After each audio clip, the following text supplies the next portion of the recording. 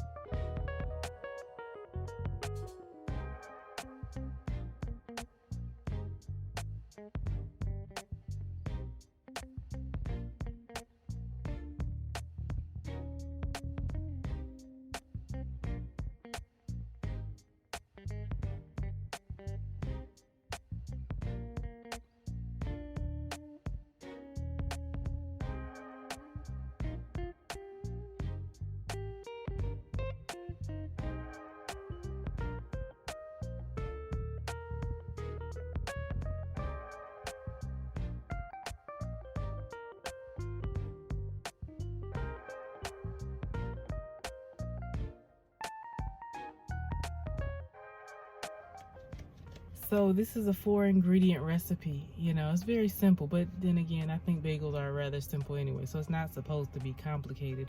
But anyways, oil was not one of the ingredients that I had on hand to be using, so I didn't brush any on the steamer basket pan thing, whatever you call it.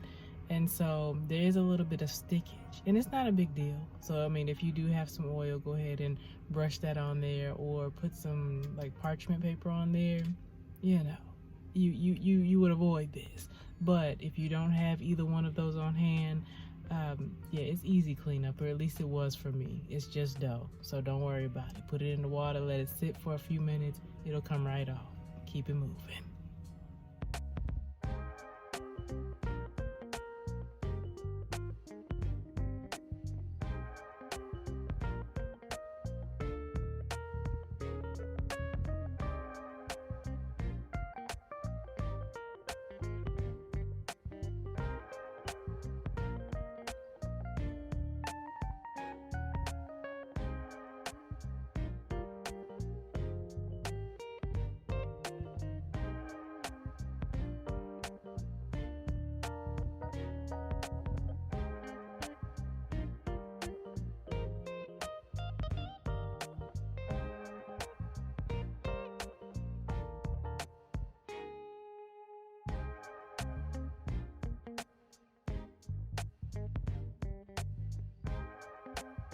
So all in all, I think they turned out rather decently. You see that face?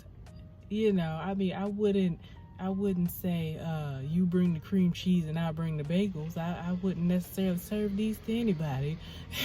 Just to be honest, I mean, they weren't bad, but I wouldn't, I'm experimenting. I'll eat those. I'll take it for the team. And did. Now, as you can see, they toasted up nicely.